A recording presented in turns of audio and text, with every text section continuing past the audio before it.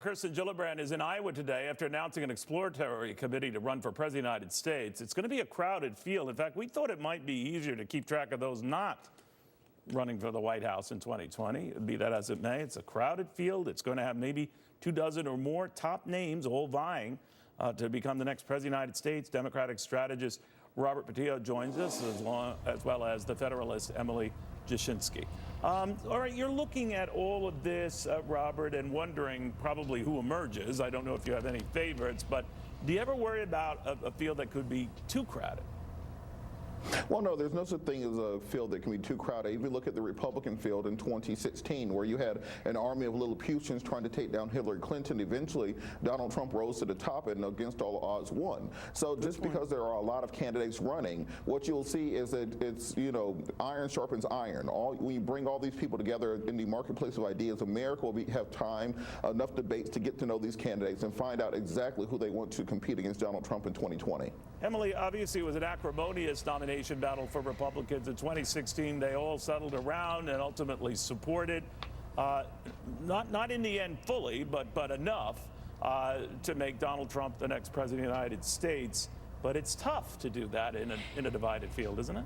Yeah, so I agree with the point, actually, that having a full, the more candidates you have, hopefully the wider spectrum of ideas that you have represented in the field. I think that's a good thing. But I think there are clear logistical challenges that the Republicans face, illustrated by what the Republicans faced in 2016. How do you divide debates? And that's something that DNC is working with right now. When you have so many candidates, how do you determine what's fair? Who do you highlight? Who do you give more time to? Who do you emphasize? There are serious logistical challenges that I think Democrats are going to have to confront pretty quickly because it's looking like it's going to be a very crowded field. It's also looking, Robert, you know this far better than I, so I'll defer to you, like a field that's going to be hard left. Now, that could change if Joe Biden decides to run. He's considered more moderate in this possible bunch. What do you think?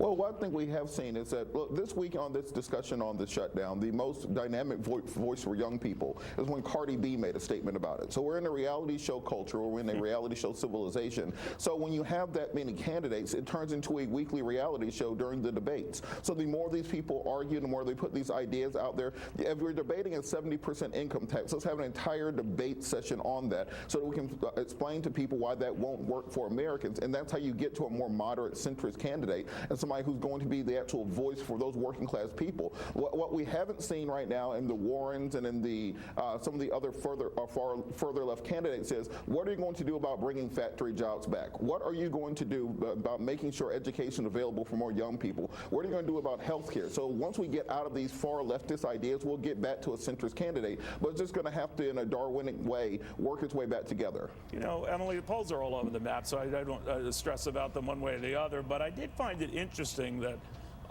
the president is picking up more support from Hispanics that goes against the general view that they would be upset, as if you can typecast them by his stance on the wall, et cetera. What did you make of that?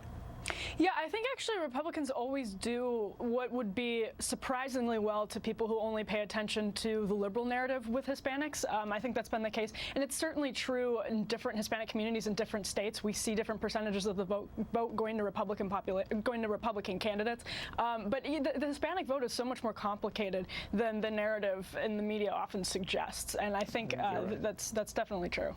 Final word on the subject, Robert. I want to thank you as well. Thank you guys very, very much. Thanks, Neil. All right, it's already a 1-month-long super mess, but now it's going